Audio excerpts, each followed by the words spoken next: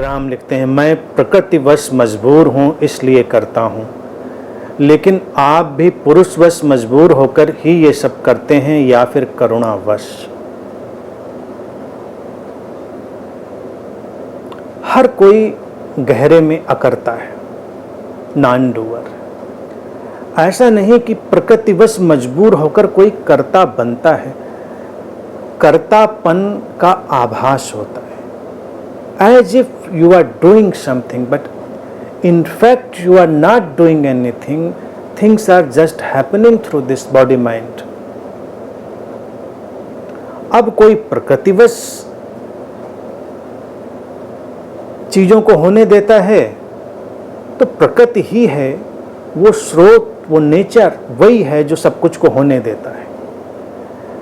अड़चन क्या है? जिसको हम कहते हैं अज्ञान, वो इस होने देने में अटक जाता है कि मैं कर रहा हूं, वो समस्या है। लेकिन गहराई में तो हर कोई वही है ना। और फिर पूछा है कि आप यानी कोई बुद्ध, वो पुरुषवश यानी कि वो जो चेतना है उसके कारण करता है या करुणावश? मजबूरी किसी की नहीं है, मजबूरी भी एक मेंटल कॉन्सेप्ट है। करुणावश ऐसा करता है जो ये कहता है वो भी उसी अज्ञान का हिस्सा है। जो ऐसा कहता है कि मैं करुणावश ऐसा करता हूं, वो भी उस अज्ञान का ही हिस्सा है। जिस अज्ञान का वो व्यक्ति हिस्सा है जो ये समझता है कि मैं मजबूरी में विवश होकर करता हूं, मुझे करना पड़ता है। किसी का मैकेनिज्म करुणा का डिजाइन का हो जाता है और किसी का हिंसा की, भय की, जो प्रोग्रामिंग में उलझ के रह जाता है। लेकिन वास्तविकता यह है कि सब होता है। जिसे हम बुद्ध कहते हैं उसे ये एहसास नहीं है कि मैं करुणावश करता हूं।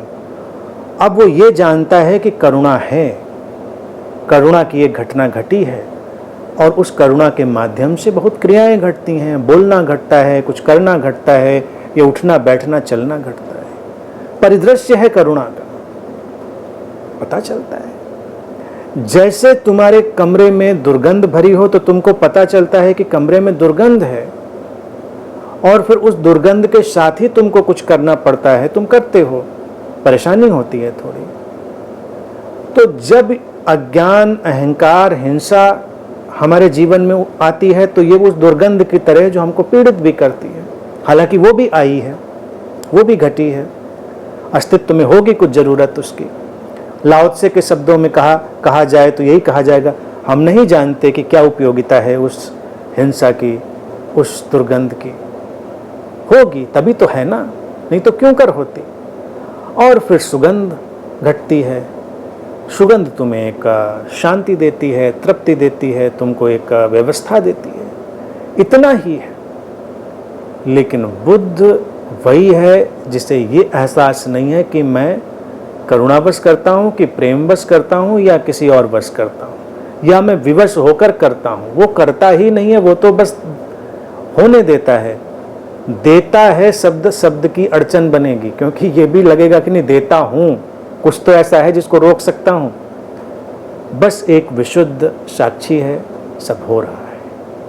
अलग अलग पृष्ठभूमियाँ हैं, अलग अलग परिदृश्य हैं और वहाँ से अलग अलग घटनाक्रम घटते हैं।